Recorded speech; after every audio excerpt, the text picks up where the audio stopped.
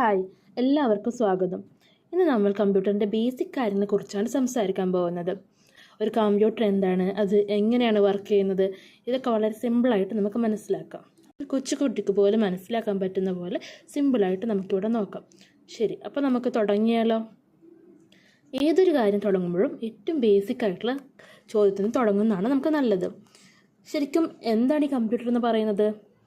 Computer എന്ന് പറഞ്ഞാൽ വളരെ സിമ്പിളാണ്. അതൊരു ഇലക്ട്രോണിക് ഡിവൈസാണ്. അത് പ്രധാനമായിട്ട് 3 കാര്യങ്ങളാണ് ചെയ്യുന്നത്. ഒന്ന്, പ്രധാനമായിട്ട് നമ്മൾ കൊടുക്കുന്ന വിവരങ്ങൾ അത് സ്വീകരിക്കുന്നത്. ഇതിനാണ് ഇൻപുട്ട് എന്ന് പറയുന്നത്.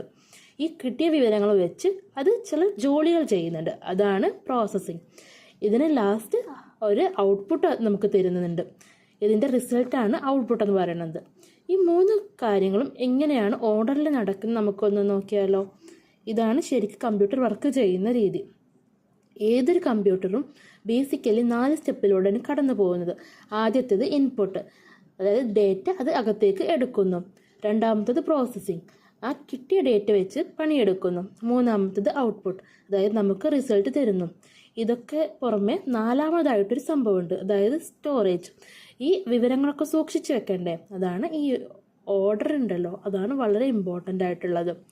ഇൻപുട്ട് ഡിവൈസ് എന്താണെന്ന് നമുക്കൊന്ന് നോക്കിയാലോ? അതായത് നമ്മൾ കമ്പ്യൂട്ടറിലോട്ട് വിവരങ്ങൾ കൊടുക്കാൻ ഉപയോഗിക്കുന്ന സാധനങ്ങൾ. കീബോർഡ് വെച്ച് ടൈപ്പ് ചെയ്യുന്നു, മൗസ് വെച്ചിട്ട് ക്ലിക്ക് ചെയ്യുന്നു, സ്കാനർ വെച്ചിട്ട് ഫോട്ടോസ് എടുക്കുന്നു. അതൊക്കെ ഇൻപുട്ട് ഡിവൈസസിൽ വരുന്നു. ഔട്ട്പുട്ട് ഡിവൈസസ് എന്താണെന്ന് നോക്കിയാലോ? അതായത് ഇൻപുട്ട് ഡിവൈസസിൻ്റെ നേരെ ഓപ്പോസിറ്റ് ആയിട്ടുള്ളത്. കമ്പ്യൂട്ടർ അതിൻ്റെ പണിയൊക്കെ കഴിഞ്ഞ് നമുക്ക് റിസൾട്ട് തരുന്നത് ഈ ഡിവൈസിലൂടെയാണ്. സ്പീക്കറിൽ കിട്ടുന്ന പാട്ട്, മോണിറ്ററിൽ വരുന്ന സ്ക്രീന്, അതെല്ലാം. നമുക്കിപ്പോൾ കമ്പ്യൂട്ടർ എന്തെല്ലാം ചെയ്യും എന്നുള്ളൊരു ഐഡിയ കിട്ടി. ഇനി നമുക്ക് മൂന്നാമതായിട്ട് ഏറ്റവും ഇമ്പോർട്ടൻ്റ് ആയിട്ടുള്ള കമ്പ്യൂട്ടറിൻ്റെ പാർട്സ് ഏതൊക്കെയാണെന്ന് നമുക്ക് നോക്കാം. ഒന്നാമതായിട്ട് സെൻട്രൽ പ്രോസസ്സിംഗ് യൂണിറ്റ്, അതായത് CPU, ഏറ്റവും ഇമ്പോർട്ടൻ്റ് ആയിട്ടുള്ള ഭാഗം. CPU വെച്ച് ഓർത്തിരിക്കാൻ നമുക്ക് ഏറ്റവും എളുപ്പമായിട്ടുള്ളത് കമ്പ്യൂട്ടറിൻ്റെ ബ്രെയിൻ നമുക്ക് വിളിക്കാം, തലച്ചോറ്. നമ്മുടെ എല്ലാ കാര്യങ്ങളും നിയന്ത്രിക്കുന്നത് നമ്മുടെ ബ്രെയിനല്ലേ. അതുപോലെ തന്നെ കമ്പ്യൂട്ടറിന് CPU ആണ് ഏറ്റവും ഇമ്പോർട്ടൻ്റ് ആയിട്ടുള്ളത്. എല്ലാ കണക്കുകൂട്ടലുകളും തീരുമാനം എടുക്കുന്നതും എല്ലാം ഈ ബ്രെയിനാണ് എടുക്കുന്നത്. പിന്നെ കമ്പ്യൂട്ടറിൻ്റെ മെമ്മറിനെ കുറിച്ച് നമുക്കൊന്ന് നോക്കാം. പ്രധാനമായിട്ടും 2 തരം മെമ്മറികളാണ് ഉള്ളത്. ഒന്ന് റാം, അത് താൽക്കാലിക മെമ്മറി, അതായത് ടെമ്പററി മെമ്മറിയാണ്. നമ്മളൊരു ജോലി ചെയ്യുമ്പോൾ ആവശ്യമുള്ള സാധനങ്ങൾ മാത്രം ടേബിളിൽ വെക്കില്ലേ, പണി കഴിയുമ്പോൾ അതെല്ലാം മാറ്റി വെക്കില്ലേ, അതുപോലത്തെ ഒരു വർക്കിംഗ് ടേബിൾ പോലെയാണ് ഈ റാം വർക്ക് ചെയ്യുന്നത്. അങ്ങനെ കമ്പ്യൂട്ടർ വർക്ക് ചെയ്യുന്ന സമയത്ത് ആവശ്യമുള്ള സാധനമെല്ലാം ഈ റാമിനകത്താണ് വെക്കുന്നത്.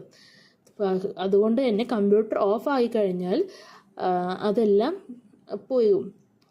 പക്ഷെ റോം ആണെങ്കിലോ അതൊരു പുസ്തകം പോലെയാണ്, പെർമനൻ്റ് ആയിട്ടുള്ള മെമ്മറിയാണ്. അടുത്തതായിട്ട് നമുക്ക് എന്തിനാണ് ഈ കമ്പ്യൂട്ടർ യൂസ് ചെയ്യുന്നത് നമുക്ക് നോക്കാം. നമ്മുടെ ലൈഫിൽ ഇതിന് എന്ത് ഇമ്പാക്റ്റ് ആണുള്ളത് നോക്കാം. അതിൻ്റെ ഉത്തരം വളരെ സിമ്പിളാണ്. കമ്പ്യൂട്ടർ നമ്മുടെ ജോലിയും ജീവിതം ഒക്കെ വളരെ സിമ്പിളാക്കാനാണ്. നമ്മൾ ഒന്ന് ആലോചിച്ച് നോക്കിയേ, പഠിക്കാൻ, ഗവേഷണങ്ങൾ ചെയ്യാൻ, എഡ്യൂക്കേഷനിൽ, അങ്ങനെ എല്ലായിടത്തും കമ്പ്യൂട്ടർ യൂസ് ചെയ്യുന്നുണ്ട്.